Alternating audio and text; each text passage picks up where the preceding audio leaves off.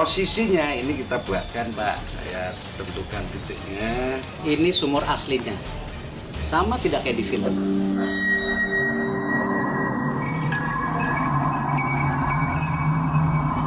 Nyomang santuy people.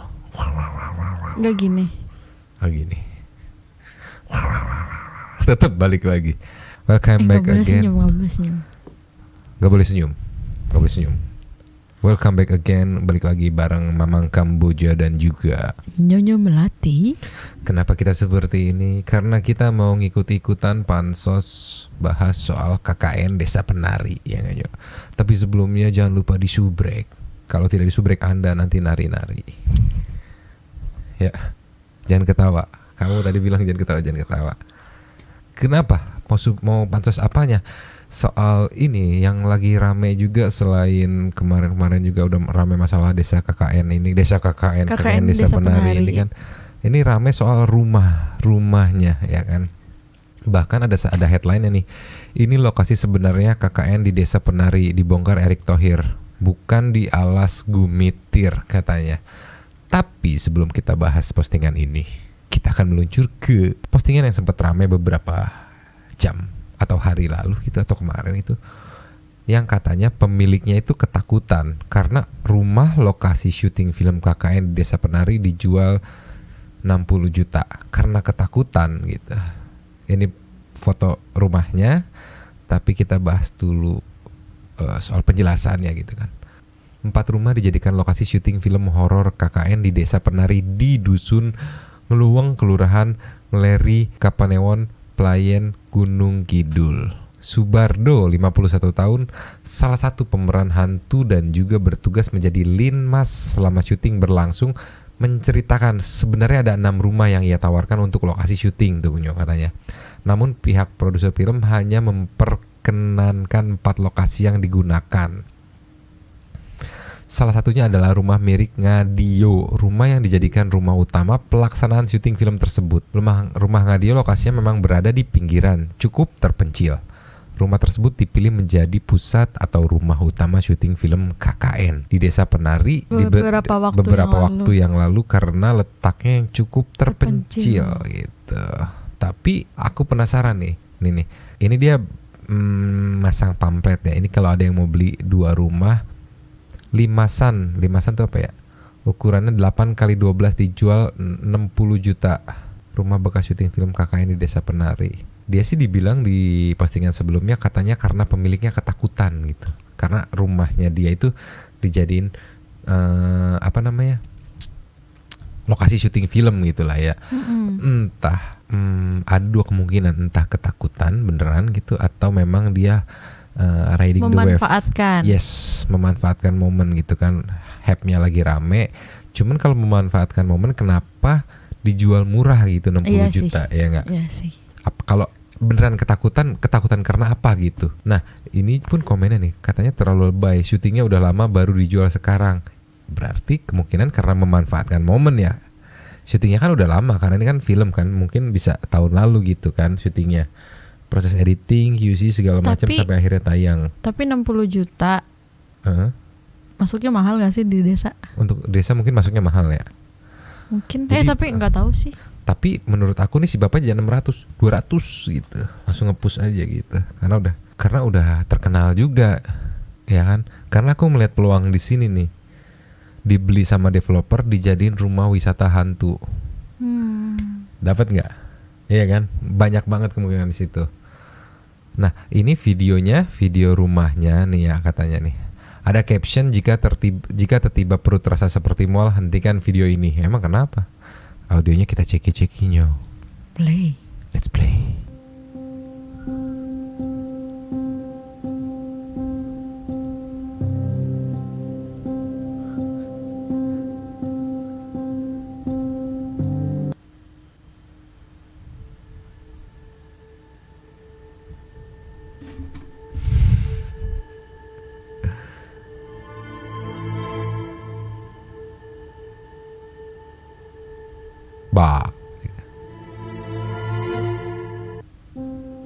Tapi tuh rumah nggak dipakai kayaknya kan? Kayak rumah yang nggak Bener, nggak dipakai, nggak ada penghuninya gitu. Karena kalau kita mute dulu ya, kalau kita lihat sekilas nih kayak Ya udah rumah ya udah nggak dirawat aja Iya. gitu. Bisa banget sih, tapi kalau misalkan dibeli sama developer dijadiin wisata horor, cuman akses ke situnya ya mudah apa enggak ya? Maksudnya tuh. Sekilas Nyo, kalau kamu lihat horor enggak? Enggak sih. Karena siang mungkin lah ya. Beda kalau malam kali ya, kurangnya pencahayaan itu kan horor. Itu meja lemarinya aja kayak gitu udah Iya. nggak keurus. Karena mungkin kalau kita hitung mundur syutingnya ini pasti tahun lalu. Biasanya proses film tuh butuh 6 bulan sampai 1 tahun sih. Nggak tahu ya kalau di Indonesia ya. Kalau di luar kan sekitaran segitu. Nah tapi kita berlanjut ke case yang pertama nih. Katanya lokasi sebenarnya itu dibongkar sama Erick Thohir ya, bukan di Alas Gumitir. Ini teks, jadi mungkin sepanjang video kalian akan mendengarkan suara Mamang dan Nyonyo ya Nyo. Nih pertama, Erick Thohir ikut penasaran untuk mengetahui fakta yang sebenarnya dari kisah yang viral dari KKN para mahasiswa ini. Bahkan Erick Thohir mengaku akan mengunjungi lokasi KKN di Desa Penari tersebut. Hal ini diketahui dari postingan Erick Thohir di Instagram pribadinya katanya. Untuk mengungkap kebenaran dari kisah KKN di Desa Penari tersebut, Erick Thohir dengan mengundang pengelola dan penjaga Rowobayu Sudirman. Di Rowobayu terdapat sumber mata air yang fotonya viral di medsos sebagai salah satu bukti lokasi KKN di Desa Penari. Awalnya, Erick Thohir menanyakan kepada Sudirman mengenai apakah cerita KKN di Desa Penari ini merupakan kisah nyata atau mitos belaka. Yes, karena kita stop dulu sampai sini karena kemarin tuh setelah filmnya rame, itu tuh ada juga bermunculan tuh kalau ini cerita beneran apa mitos sih gitu kan. Soalnya kalau dibilang orang Indonesia tuh sangat narsis gitu. Kok nggak ada dari kampusnya gitu atau temennya yang selamat gitu ikut apa ya? Angkat bicara gitu. Ya kan, maksudnya gini loh, itu kan musibah ya. Masa ada musibah yang mau diumbar-umbar sih? Bukan diumbar-umbar, jadi sebagai apa namanya, saksi hidup bahwa kejadian itu seperti ini. Kayak kita. Loh, kan di situ kan dibilang yang teman-temannya itu pun kayak masih trauma. Kayak misalkan musibah apa di suatu daerah gitu. Yang selamat biasanya kan akan diinterview sebagai bener nggak sih saksi hidup kejadiannya kayak gimana. Jadi yang selamat langsung gitu istilahnya saksi matanya langsung memberikan keterangan gitu. Jadi bikin pendengar atau yang nonton tuh terbawa beneran gitu situasi di sana tuh kayak gimana sebenarnya gitu. Itu yang bikin agak curiga gitu kan. Sedangkan Indonesia tuh kan identik dengan narsisme yang tinggi gitu. Kok nggak ada gitu ya. Lanjut lagi. Ini kisah nyata Pak, kata Pak Sudirman gitu kan. Seperti dikutip di kilascimahi.com dari akun Instagram Erick Thohir. Menurut Sudirman, KKN para mahasiswa ini dilaksanakan pada 2018 lalu. 18 tuh ya. Iya, bukan 2008. Emang Dr. Strange anjing dari masa depan. Terus, mahasiswa ini berasal dari salah satu kampus di Surabaya. Ditambahkan Sudirman terdapat 6 mahasiswa yang melaksanakan KKN di sana. Lalu 2 diantaranya ternyata tengah menjalin asmara. Oh, ini sesuai dengan cerita yang beredar ya. Suatu hari, pasangan mahasiswa ini lalu keluar dari situs atau area KKN. Nah, di perjalanan mereka kemudian bertemu seseorang. Mereka pun diajak sampai ke rumahnya, dijamu, diberi makanan dan lain-lain. Karena sudah sore, kata Sudirman, mereka pamit pulang.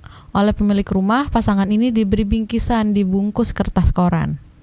Mereka langsung ke wisata Rowobayu di bawah tiang bendera dan bercerita kepada teman-temannya yang sudah ada di sana. Gitu. Bahwa mereka sudah dari desa di atas, namanya Desa Penari. Teman-temannya tidak percaya karena tidak ada desa lagi di area ini. Mungkin dia dibawa ke, kalau kita bahas dari segi horor ya, segi spiritual kan ada yang istilahnya dimensi lain gitu ya, alam astral gitu ya. Lanjut lagi Nyo. Untuk membuktikan, pasangan mahasiswa ini membuka bungkusan kertas itu. Saat dilihat ternyata bukan bungkusan kertas tapi sudah berubah menjadi daun talas. Saat bungkusan ini dibuka isinya ternyata kepala kera yang masih segar, ungkap Sudirman. Ini sesuai cerita yang kemarin ini kan ramai kan ya. Sudirman menegaskan bahwa cerita ini versi kepala desa Rowobayu. Oke. Tercatat semuanya Pak, tanggal dan sebagainya. Pak Sudirman pun menegaskan kembali itu ya statementnya kepada Pak Erick Thohir itu. Dengan adanya fakta ini, berarti bisa ditegaskan bahwa lokasi KKN para mahasiswa yang disebut di Desa Penari itu berada di Desa Rowobayu, Kecamatan Songgon, Kabupaten Banyuwangi. Meski dari raut wajahnya Erick Thohir terlihat takut, ia mengaku bahwa dirinya nanti akan mengunjungi Desa Penari ini, tapi ia minta akan datang pada siang hari gitu. Sekarang kita meluncur ke Instagramnya Pak Erick Thohir ya. Ini diposting 2 hari yang lalu sebenarnya, cuman kita kulas sekarang aja mumpung lengkap, ada postingan rumahnya kan, ada yang nge-shooting rumahnya langsung gitu.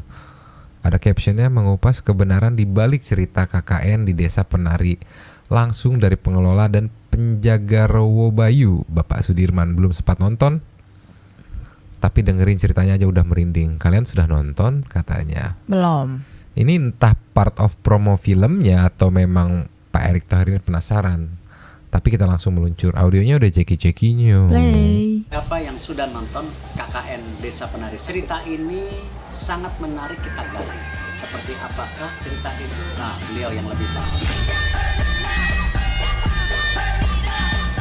Ini jadi true story ya, benar-benar kisah nyata. Iya, ini Oh, bukan mitologi, bukan dongeng, itu bukan ya? cerita Desa Penari berangkat dari KKN 2008. Itu ada 6 mahasiswa Dari Jakarta, Dari Surabaya. Oh, Surabaya. Nah, dalam studi kasusnya, 2 remaja ini ada ikatan asmara, sehingga dalam menjelajah itu tidak di situs, keluar situs. Oh, dia keluar dari Keluar. daerahnya. Ya, agak di utaranya. Nah, di situ ketemu dengan seseorang, diajak mampir rumahnya. Sampai di rumahnya diberi suguhan, Pak, dijamu makanan, disuruh ini, dan ceritalah ini desa apa. Si mahasiswa itu tanya begitu, dijawablah ini Desa Penari. Nah, karena sudah sore, dia pamit pulang. Nah, pulang itu diberi bingkisan, Pak. Nah, bingkisan ini bagus, kemasannya pakai kertas, koran gitu kan. Dimasukkan di tas, dibawalah pulang. Langsung ke wisata, ke Rowobayu. Di bawah tiang bendera itu ada bundaran bangunan. Teman-temannya sudah di situ. Jadi entahlah mahasiswa ini bahwa dia dari atas dan ada desa, namanya Desa Penari. Udah protes temannya, nggak mungkin nggak ada desa gitu. Ini saya diberi oleh-oleh, ayo dibuka. Nah, betapa terkejutnya, Pak, begitu dibuka ini ternyata bukan lagi bungkus koran, kertas, tapi daun talas. Setelah dibuka isinya kepala kerabat, baru dipotong. Si laki-lakinya, si mahasiswa ini langsung pingsan, Pak. Dalam beberapa hari kemudian meninggal. Kemudian ceweknya menyusul di 1 bulan meninggal juga. Itu cerita kalau yang aku dengerin nggak meninggal. Desa Bayu dan Mati suri kakaknya sih. tahu berapa Iya. tanggal Iya berapa kan? semuanya tercapai. Nah, posisinya ini kita buatkan, Pak. Saya tentukan titiknya. Ini sumur aslinya. Sama tidak kayak di film.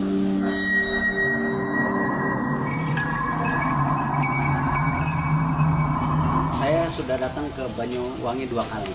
Ya. Berarti ada ketiga nanti Siap, untuk melihat alhamdulillah. desa wisata. Tapi ke desa penarinya siang-siang aja. Malam nggak apa-apa, Pak. Desa siang-siang aja. Kita kawal loh. Jangan tertinggal saya. Takut. Tunggu. Ini bisa jadi part of film juga ya, part of promo film ya, sambil mempromokan film Desa Penari. Tapi emang hype-nya gede banget sih, nggak expect loh. Karena dari pas waktu booming itu aja, begitu ada trailer ya kalau nggak salah ya, itu udah pada antusias. Dari sebelum mau dibuatin film, malah dari waktu zaman ceritanya sampai kan ada juga yang nge-statement kalau ceritanya itu part of promo film atau strategi marketing dari jauh-jauh hari. Kalau nggak salah tuh 2 tahun lalu kan ya. Aku ada baca kemarin di postingan Twitternya Simple Man, kan dia yang ngeposting kan.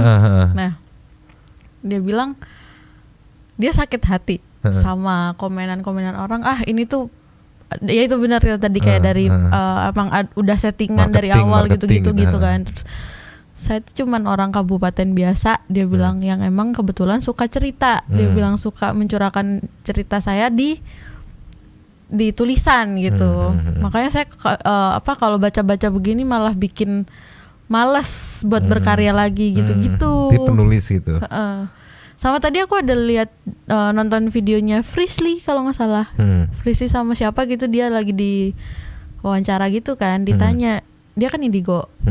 Si Frisly anak indigo, dia ditanya gini, sebenarnya ini ceritanya beneran gak sih gitu kan. Nah si Frisly ini dia bisa kayak apa sih, komunikasi, balik ke flashback gitu. Jadi dia astral ya bilangnya ya kepada saat itu. Dan bener, cuman kenapa ceritanya jadi semenarik itu ya gini deh, kayak misalnya katanya dia kasih umpamanya gini, perumpamannya gini.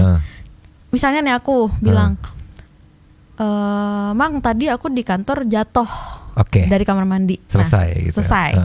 Tapi dari Mamang pasti kan ngomong, tadi masa si Nyonyo di kantornya katanya begitu datang ke kantor terus di kamar mandi jatuh, kan panjang tuh jadinya kan. Oh, ada bumbu. Iya, ada distorsi informasi. Si Simple Man-nya pun waktu itu bilang ya namanya cerita pasti saya kasih bumbu-bumbu untuk yang bikin menarik. Mendramatisir ya. Iya, tapi kalau ditanya ceritanya beneran apa enggak, itu beneran. Bener. Gitu. Cuman mungkin detail kronologisnya dibuat ada bumbu-bumbu biar menarik gitulah ya. Ya namanya. Ya bahasanya dibikin menarik lah, namanya cerita. Iya. Namanya orang berkarya gitu kan ya, biar karyanya banyak dinikmatin gitu. Iya, dia baru kemarin aku baca di tweetnya dia. Dia bilang kayak gini yang bikin saya males gitu. Netizen pada komplain, Allah ini mah gitu, Allah ini kan kayak komplain.